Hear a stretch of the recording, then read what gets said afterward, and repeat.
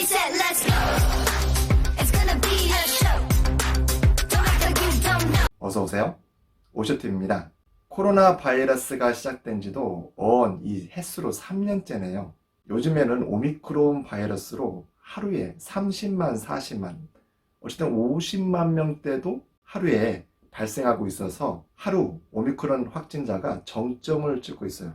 그런데 스텔스 오미크론, 델타 변이 바이러스, 또 오미크론과 스텔스 오미크론에 합쳐진 그런 또 변이 바이러스가 계속 창궐하니 도대체 언제까지 코로나 바이러스가 계속될지, 어떤 분들은 이제는 포기야, 백신을 맞아도 코로나에 걸리고 안 맞아도 코로나에 걸리고, 문제는 재감염도 계속 늘어나고 있는 추세이기 때문에 어떻게 해야 될까? 코로나가 확진되면 일주일 자가격리를 하면 계속적으로 하다 보면 우울하게 되고, 활동력이 또 활동 반경이 그만큼 줄다 보니까 뱃살이 늘어나고 옆구리살이 늘어나고 다리 하체는 약해지고, 경제력의 손실도 만만치 않지만 삶의 질이 전반적으로 떨어져요. 어떻게 해야 되나요? 그래서 요즘에 대두된 것은 바로 면역력, 그 중에서도 소장의 면역력입니다.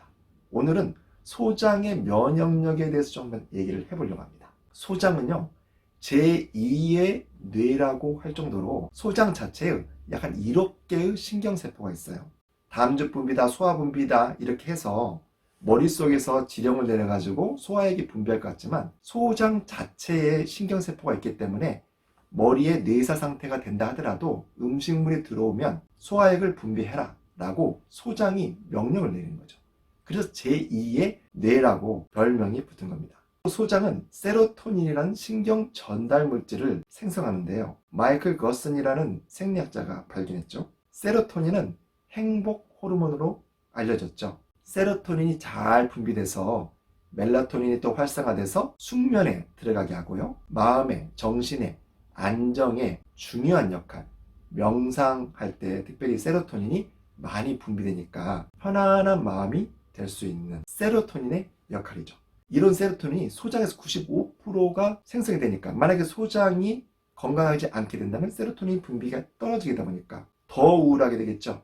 무엇보다도 소장은 면역세포가 60에서 70% 정도가 소장에서 생겨요. 바깥에서 바이러스가 들어왔을 때, 바깥에서 세균이 들어왔을 때, 또 스트레스를 받을 때, 우리 몸을 병들게 하는 인자가 들어왔을 때 그것을 맞서 싸우게 하는 것이 바로 면역계, 림프계 이런 것들인데, 소장에서 60, 70%가 생성이 되니까 소장이 건강하게 움직여야, 소장이 재기능을 해야 면역력이 올라갈 거 아니에요. 지금처럼 오미크론, 스텔스 오미크론, 델타 변이 바이러스 이런 것들이 있어도 내가 소장이 튼튼하면 면역력이 생겨서 똑같은 코로나 바이러스에 각종 변이 바이러스가 온다 하더라도 나는 안 걸린다는 거죠. 그래서 소장의 건강이 너무 중요하다. 그래서 오늘은 소장을 어떻게 건강하게 만들 것이냐. 소장이 건강하려면 총 4가지를 잘해야 됩니다. 첫 번째, 올바른 식습관입니다. 전 시간에 올바른 식습관 10계명에 대해서 설명을 했었죠. 위장에서 소장으로 내려가잖아요. 12지장, 공장, 회장을 거쳐서